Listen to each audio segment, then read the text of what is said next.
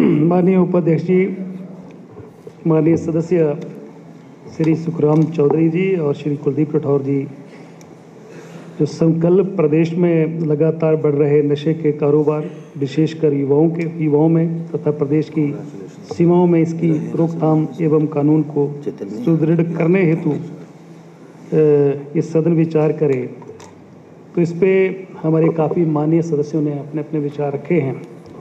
और ये सही है कि नशे की जो लत है और नशे की तरफ युवाओं का जो आकर्षण दिन प्रतिदिन बढ़ रहा है, उसके पीछे कई कारण हैं। पहला कारण ये है कि बेरोजगारी है और कुछ नौजवान रातों रात करोड़पति बनना चाहते हैं, वो ऐसे धंधों में पड़ रहे हैं। और उसके लिए जैसे कि हमारे साथियों ने कहा कि ये जो नशा है, कई तरह का नशे, हमें तो नशे भी याद नहीं, अब चिट्टे की बात कर रहे हैं। चिट्टा एक ऐसा नशा है राम दरबार कम्युनिटी सेंटर में विकसित भारत संकल्प यात्रा के अंतर्गत कार्यक्रम का आयोजन किया गया और जब वो इसमें भारत सरकार की इन योजनाओं का लाभ उठाने हेतु कार्यक्रम में पहुंचे और काफी संख्या में लोगों ने फायदा उठाया। इस कार्यक्रम में मुफ्त मेडिकल कैंप का आयोजन भी किया गया। जो जेवरात है उसकी चोरी करके उनको बेचता है योजना का भी लाभ उठाया। और जिसमें घर में बर्तन चीजें और भी कोई चीजें उनको बेचना शुरू कर देता है, उसको नशा चाहिए। मंडल अध्यक्ष और अंततः वो अपना जीवन लीला उसकी खत्म हो जाए। वो पहले वाले जमाने नहीं है, अब बच्चा एक है या दो बच्चे हैं। और कई घरों में हम लोग देखते हैं कि अकेला नौजवान ओवरडोज लेने से उसकी मौत। मुझे लगता है कि ये जो चर्चा है, कोई सत्र ऐसा नहीं जाता है जिसमें हम लोग यहाँ चर्चा नहीं करते हैं। हम जितने भी हम माननीय सदस्य बैठे हैं, हमें जनता ने इस करके चुनकर भेजा है कि हम यहाँ पर अच्छे कानून बनाएं जो प्रदेश हित में हों। हमारा काम यहाँ पर ट्रांसफर करने का नहीं, हमारा काम यहाँ पर कानून बनाना है। कानून की बनाकर जो विभाग के अधिकारी हैं, चाहे पुलिस है, चाहे एक्साइज डिपार्टमेंट है, उसको वो फॉलो करेंगे। और जैसा कानून हम बनाएंगे उसको जो है वो अधिकारियों ने उसका आगे पालना करनी है।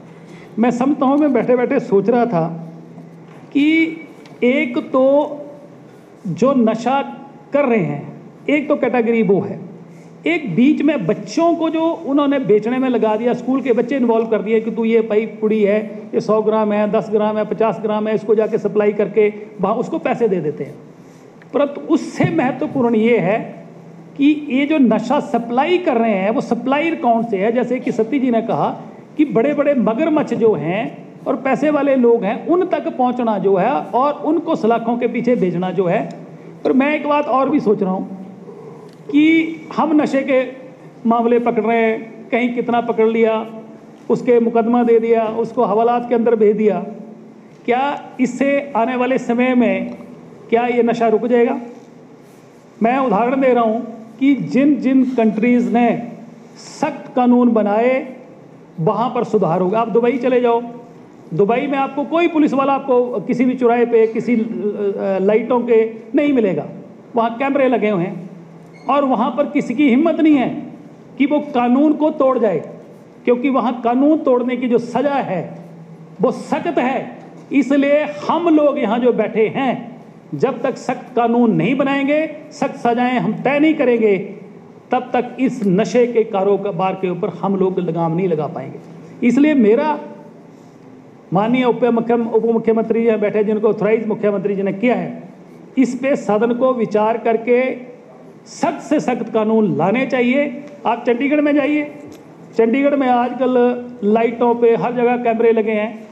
लिखा है सरकार ने वहाँ पर एडमिनिस्ट्रेशन लिखा कि 60 की स्पीड की लिमिट है और उसको आप क्रॉस नहीं करेंगे, तो कोई वायलेशन नहीं कर रहा है। सब ने अपनी स्पीड जो है 60 से 69 रखते हैं, क्योंकि घर चलान पहुँच जाएगा। जब तक आप लोग इन सब मामलों को लेकर सख्ती से कानून नहीं बनाएंगे, तब तक ये मामला जो है आपके इसका हल होने वाला नहीं है। बहुत सारे घर उजड़ गए, बहुत सारे बच्चे, इकलौते बच्चे जो चले गए और आज परिवार बर्बाद हो गया। दूसरी बात, ये नशा एक ऐसी चीज़ है कि आने वाली जो नस्लें हैं, आने वाली जो पीढ़ियाँ हमारी, उनको ख़त्म करने वाला जो देश, जिसका नौजवान खोखला हो जाता है, वो देश खोखला हो जाता है। और जब देश खोखला होगा तो आप पूरा का पूरा देश कमज़ोर हो जाएगा। इसलिए ये महत्वपूर्ण इशू है। बाकी के काम भी चलते रहेंगे, परंतु हमें अगली जनरेशन को बचाना है। और जनरेशन को बचाने के लिए एक ही हमारे पास तरीका है कि हम इस विधानसभा में सख्त से सख्त कानून अमल में लाएं, उसको बनाएं और उसको इम्प्लीमेंट करने के लिए प्रशासन को हम लोग जो हैं आगे कानून बना के दें, ताकि इस नशे से जो है हमारी आने वाली पीढ़ी जो है उसका बचाव हो सके। मुझे लगता है कि यही सुझाव थे।